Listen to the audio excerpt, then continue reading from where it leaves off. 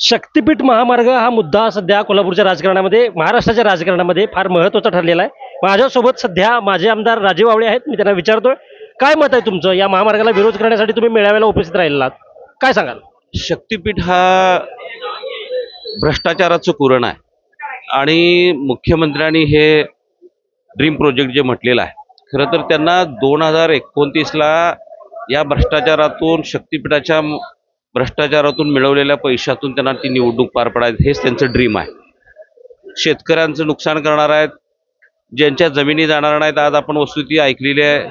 शेतकऱ्यांचे नेते राजू शेट्टी असतील, आमचे नेते आमचे बंटी साहेब असतील, यांनी अभ्यासपूर्ण या ठिकाणी मांडलं की खऱ्या अर्थानं नुसतं ज्यांची शेती जाणार आहे त्यांचं नुकसान होणार नाही, पण ज्यांची शेती जाणार नाही त्या लोकांना सुद्धा पुराच्या माध्यमातून या शक्तीपीठाचं नुकसान होणार आहे. खरं तर आवश्यकता नाही आहे या जिल्ह्यामध्ये, शक्तीपीठाची आवश्यकताच नाही आहे, परंतु काही कॉन्ट्रॅक्टर जगवण्यासाठी हे शक्तीपीठ करण्याचा घाट या सत्ताधारी सरकारनं, फडणवीसने या ठिकाणी घातलेला आहे. आणि म्हणून तीव्र या गोष्टीचा निषेध आहे आणि सगळ्याच वर्गातून या शक्तीपीठाला प्रचंड प्रमाणात विरोध व्हायला लागलेला आहे. आपण हे या ठिकाणी बघायला लागलोय.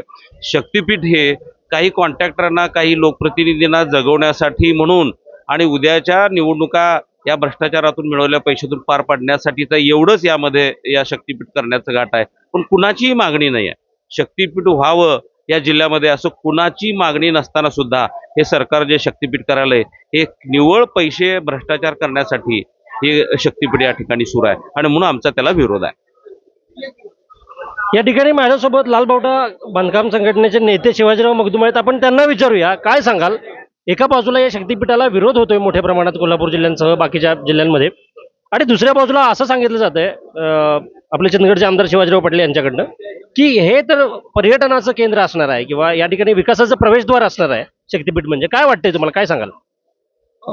खरं म्हणजे शिवाजीराव पाटील कुठल्या बाजूनं, कुठल्या अँगलनं विचार करतात हे माहीत नाही. खरं म्हणजे त्यांना जनतेनं चंदगडच्या निवडून दिलेलं आहे, ते आमदार आहेत आणि लोकांच्या विकासाचा त्यांनी विचार करायला पाहिजे.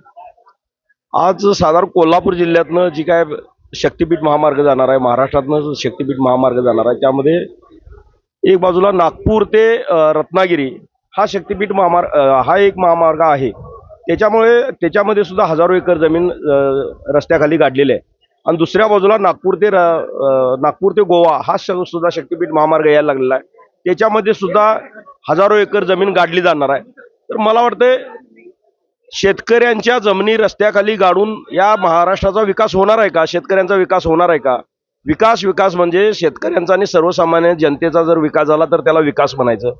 एक बाजूला तुम्ही विकासाच्या गप्पा मारता आणि दुसऱ्या बाजूला ही जे आपण कणा ज्याला म्हणतो, म्हणजे खरं म्हणजे या देशाचा कणा शेतकरी आहे आणि तो कणाच तुम्ही मोडून काढायला लागलाय, ही खरं म्हणजे शोकांतिक आहे. जोपर्यंत शेतकऱ्याचा विकास होत नाही तोपर्यंत या देशाचा विकास होणार नाही आणि विकासाची खरी व्याख्या म्हणजे शेतकरी.